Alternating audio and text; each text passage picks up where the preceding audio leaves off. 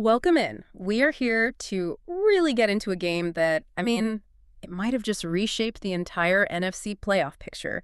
That Thanksgiving Day game, Cowboys and Chiefs, November 28th. Yeah, this was so much more than just a holiday game. This was basically a do-or-die situation for both teams, really. Yeah. You had the Chiefs trying to salvage a season that's been, weirdly inconsistent for them. Right. And then the Cowboys were trying to prove that this little winning streak they were on was, actually real. And they did it. 31-28. That's 3 straight wins. And maybe more importantly, it finally gets them over that .500 hump for the first time since, week 5 of last year? A long time. A very long time. And suddenly all this playoff talk that felt, frankly, a little ridiculous a few weeks ago, it's real now. It's front and center. And you have to consider the context. The quick turnaround from the last game, the short week, it's Thanksgiving.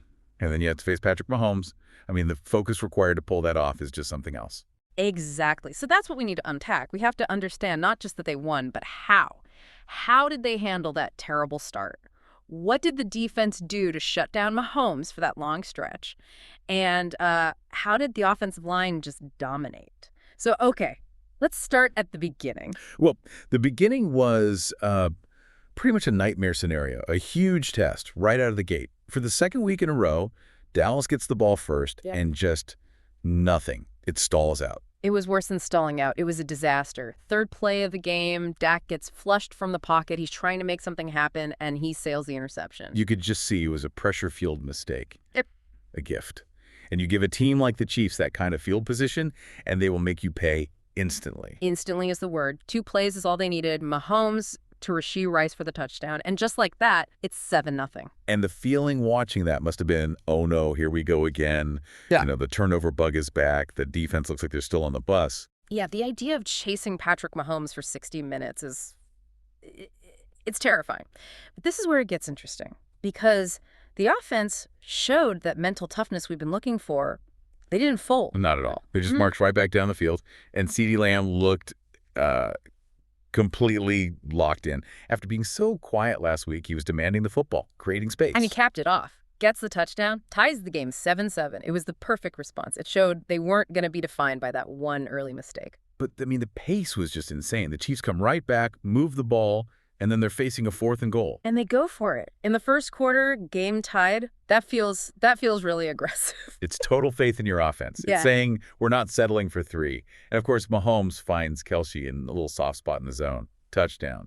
So the first quarter ends, and it's 14-7. It just felt like a track meet was about to break out. Okay, so then the second quarter starts, and this is where I think you really start to see the character of this Cowboys team. They put together this long, impressive drive. And Schottenheimer, the offensive coordinator, he gets aggressive too. They go for it on 4th and short around midfield. Right, and Prescott hits Jake Ferguson to convert. That shows so much trust. It does, but then the drive just fizzles out in the most frustrating way possible. The sun glare. The infamous AT&T Stadium sun glare. It looked like George Pickens just lost the ball in the sun on what could have been a huge play. So instead of a potential touchdown, they have to settle for a 49-yard field goal from Aubrey. It's 10-14. And that's a moment that could just deflate you, right? Absolutely. But instead, it seems like it did the opposite. It fired up the defense. They came out on that next possession and just completely flipped a switch. What was the difference? What did you see? The front 4 started winning their matchups immediately. Jadeveon Clowney gets credit for a huge coverage sack on Mahomes. But it wasn't just him. The coverage in the secondary was tight, disciplined. They took away the easy throws. So Mahomes has to hold the ball that extra half second. And boom, the rush gets home. Yeah. That sack totally changed the feel of the game. And the offense just feeds off that energy. Prescott looked like he was totally in control in the next drive. And the running game with that O-line, it just paid off. It really did. And then you get the highlight reel play. Malik Davis, number 43, takes it 43 yards to the house. 17-14, the first Cowboys lead of the game. And that run, it was great vision from Davis, but the blocking was just perfect. The left side of that line just created this massive hole for him to run through. So they have the lead, and then the defense just builds a wall. They force a punt right before the half, and then the third quarter starts. This is the part of the game that just shouldn't happen, not against this opponent. The Cowboys defense forced Kansas City to punt on 4 straight possessions. 4 straight punts. Yeah, it's Patrick Mahomes. That's just statistically absurd. It doesn't make any sense. So what was the adjustment? How do you do that? It looked like they were just committed to taking away Travis Kelce and all those horizontal field stretching plays. They were bracketing him. They were disguising coverages. They just kept Mahomes off balance. Forcing him to be patient, which isn't always his strong suit. Exactly. You make him string together a 12-play drive instead of a 3-play drive, and eventually a mistake is going to happen. The offense couldn't quite put them away, though. They had to punt it back. But then they get the ball again and start pressing. Lamb draws that huge pass interference call on Trent McDuffie. McDuffie was having a tough day with both Lamb and Pickens. They were just too physical for him. And on that drive, you had the Jake Ferguson catch that looked like a touchdown. Yeah. But he didn't get 2 feet down. Tough call, but the right one by the new rule. It is. So after all that, they settled for another Aubrey field goal, a 36-yarder. So it's 2014 heading into the fourth. That feels like a good lead, but you just know against the Chiefs, that dam is eventually going to break. And it did. Early in the fourth, the Chiefs go for it again on 4th and goal. Aggressive, and Mahomes hits Rashee Rice for his second touchdown. Just like that, it's 21-20 Chiefs. All the pressure is right back on Dallas. And this next possession, I'm not exaggerating, this felt like the biggest offensive possession of their entire season. Without a doubt. You fail here, and you're asking a gassed defense to go stop Mahomes with the lead. But Dak he was just operating in a different zone. And this is where George Pickens really came alive. Oh, he absolutely woke up, makes that huge contested catch to get them down near the goal line, and even with a penalty pushing them back, Prescott delivers. Just a quick little dump off to Javonte Williams for the score.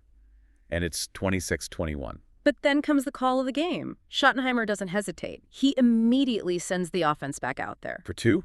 It's such a gutsy, confident call, because if you miss, it's only a 4-point lead. But they didn't miss. Prescott to Pickens, they get it. 28-21, you make it a full 7-point game. It's a statement. It's the offensive coordinator telling his defense, we got you 7, now go close the door. It's a calculated risk that completely changes the end of the game. And the defense responded. They went out and forced another punt. Unbelievable. Which leads to the drive that should have sealed it. Dallas moves down the field, they get into range, and Aubrey hits another one, a short 26-yarder. Making it 31-21, a 2-score lead, that should be game over. It should be. But of course, it's never that easy. Mahomes takes him right down the field, hits Hollywood Brown for a touchdown, and suddenly it's 31-28. And Dallas has to kill the final 2 minutes. Which is always the most stressful part of any game, but they actually did it. They avoided the 3-and-out, punt-it-back nightmare scenario. They faced that huge 3rd and 2 right before the 2-minute warning. The Chiefs are selling out to stop the run, stacking the box. They throw it. They throw it. I love that call. It shows so much confidence. Prescott just hits Pickens on a quick out. He gets the first down, and that's it. Ball game. They just kneeled it out from there.